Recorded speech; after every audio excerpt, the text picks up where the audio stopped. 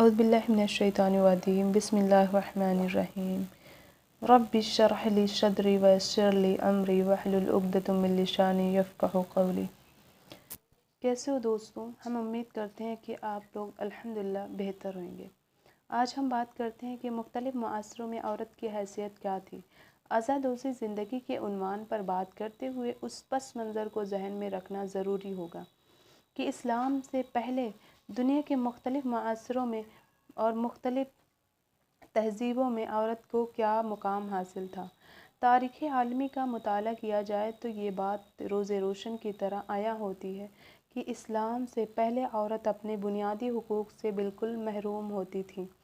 France میں عورت کے بارے میں یہ سمجھا جاتا تھا کہ یہ آدھا انسان ہوتی ہیں، اس لیے یہ معاشرے میں تمام خرابیاں کا ذریعہ بنتی ہیں۔ چین میں عورت کے بارے میں یہ تصور تھا کہ اس میں شیطان روح ہوتی ہے، لہٰذا یہ برائیوں کی طرف دعوت دیتی ہیں۔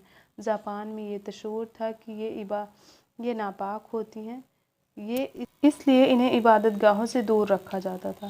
ہندوازم میں یہ تھا کہ جس عورت کے خاوند کا انتقال ہو جاتا وہ معاشرے میں زندہ رہنے کے قابل نہیں تھی، اس لیے انہیں ضروری تھا کہ وہ خاوند کے لاش کے ساتھ زندہ جل کر اپنے آپ کو ختم کر لے۔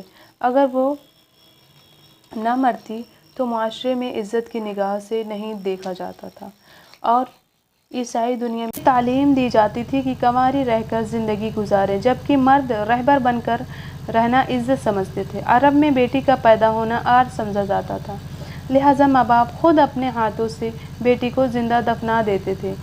کیا اس دفن ہونے والی معصوم بچی کی چیخ و پکار ان کے کانوں میں نہ پڑتی ہوگی؟ مگر ان کا ضمیر ان کو نہیں جھنجھوڑتا ہوگا؟ عورت کے حقوق اس قدر پامال کیے جا چکے تھے کہ اگر کوئی آدمی مر جاتا تو جس طرح وراثت چیزیں اس کی اولاد میں تقسیم کی جاتی تھی، اسی طرح بیوی بھی اس کی اولاد کے نکاح میں آ جاتی تھی۔ اگر عورت کا خاوند مر گیا ہو تو اسے مکہ مکرمہ کے باہر ایک کال کوٹری میں 2 سال بند کر دیا جاتا تھا۔ ضرورت کی چیزیں بھی نہیں دی جاتی تھی۔ اگر وہ 2 سال کاٹ کر بھی عورت زندہ رہتی تو اس کا منہ کالا کر کے مکہ مکرمہ میں گھمایا جاتا تھا، اس کے بعد اسے گھر میں رہنے کے قابل سمجھا جاتا تھا۔ اب یہ سوچیے تو صحیح، خاوند مر گیا اپنی قسمت سے، کیوں زندگی اس کی اتنی ہی تھی، بھلا بیوی کا کیا قصور تھا؟ مگر اتنی بے بس تھی کہ وہ اپنے حق میں کوئی آواز نہیں اٹھا سکتی تھی۔ ایسے ماحول میں چاروں طرف عورت کے حقوق کا پامال کیا جا رہا تھا۔